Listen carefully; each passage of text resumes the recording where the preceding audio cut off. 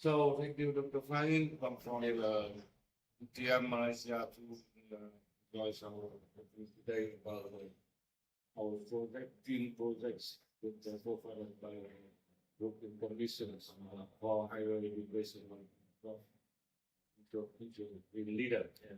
So I have some questions for you. That,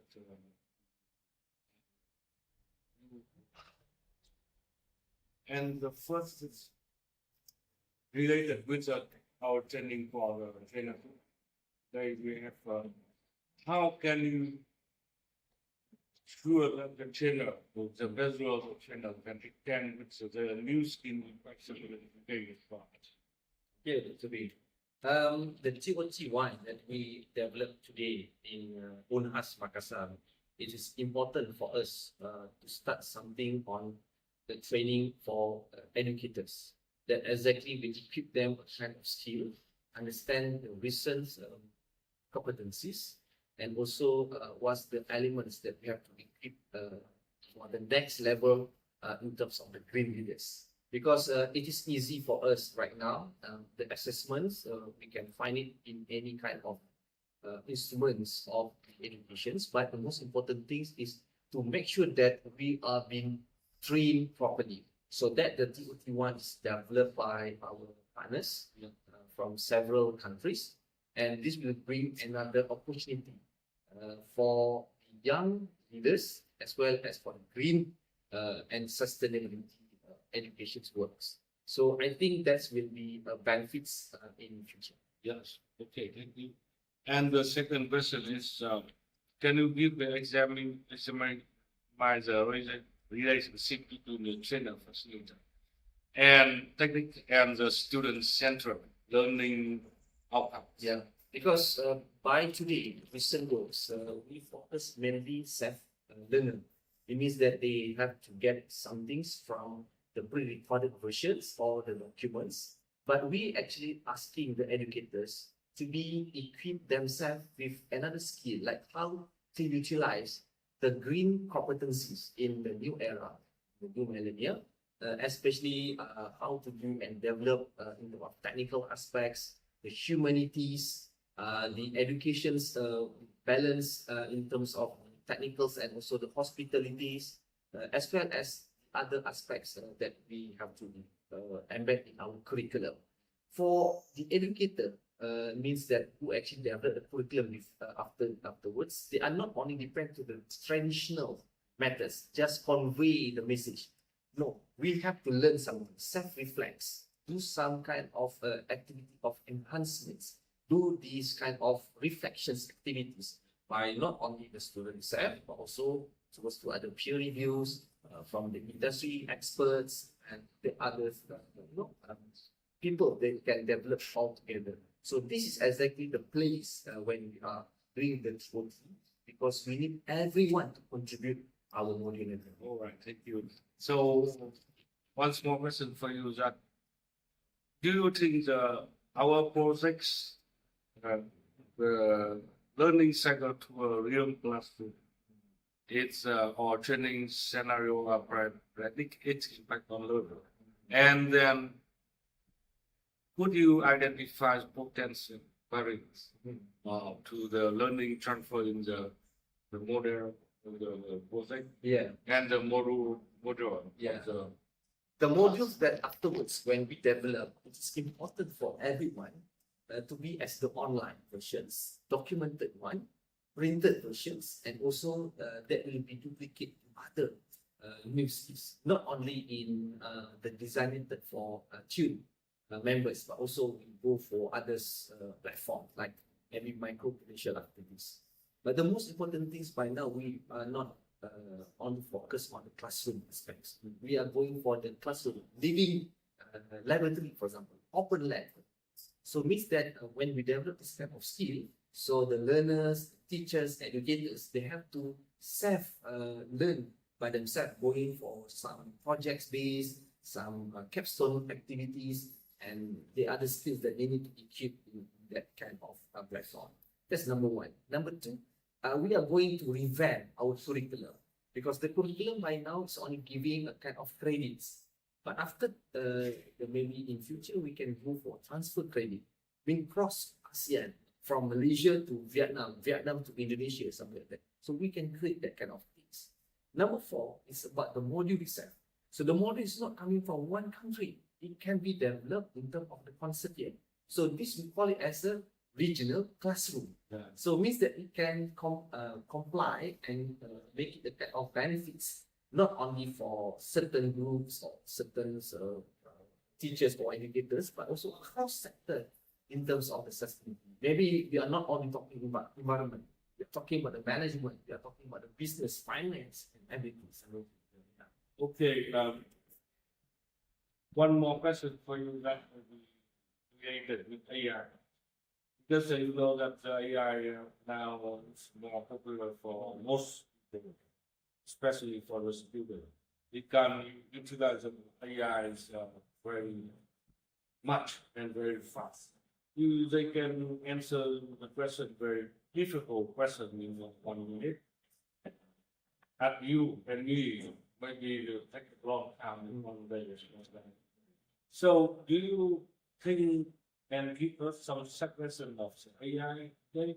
And we discuss for a lot of conference about how to utilize AI and figure out which AI. Okay, Dr. Fadhil, I want to a question for you and related with AI and digital tool. So we talk a lot of AI now, and we have first to easy life, and especially for the people working somewhere around the world, and especially for the students, they can use utilize AI very much and easy to answer the difficult questions. But somehow we are the teachers. We give a lecture on the lecture on the lecturing on the lecture and so that. How do you think about the AI today, its outcome and advantage, shortcoming, and the digital tool are used to be checked and enhance the transfer of our transfer training of outcome to the student learning. Yeah. To me, AI undeniable is actually a part of our life right now. So it's not only in education, but in other sectors and also utilized for any kind of easy life for the people who are actually very focused on gadgets and everything. In terms of the sustainability tools that we are developing, we already engaged this one. But of course, in education, especially when we go to the ethical and principles practice for the AI, it must be guided by some things. So it means that I believe in near future, regarding on AI by the sustainability and also regarding those to another educational project related on 7 sectors in the green job, we need to be adaptive with those kind of regulations, some practice of the ethical aspects. One of that, maybe we have to adapt with the 7 principles of the AI for our modules development. That's number 1. Number 2, the AI actually is on the instruments, tools that make sure that educators and learners can fast forward on that. I do believe still AI cannot be converted to HI because AI is still being learned by themselves. So HI is actually much better. HI means human intelligence. So humanities must be there. So I believe when we are developing this OT, humanities aspect must be actually our priority in order to develop things. It's not only depends to the technical aspect. Whatever you ask the prompt, from there they will give you or generate by like that because they are learning from us as well. Number 3, what's the most important aspect is everybody has their own principles when they are developed. They have to be there.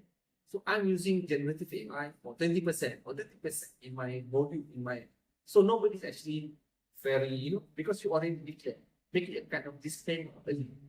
And then with that, we can improvise further.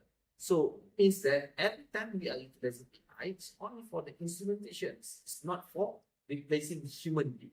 Otherwise, we have to replace the human being to be as a teachers. So we are just utilize the AI as our teacher. So we don't want to use that.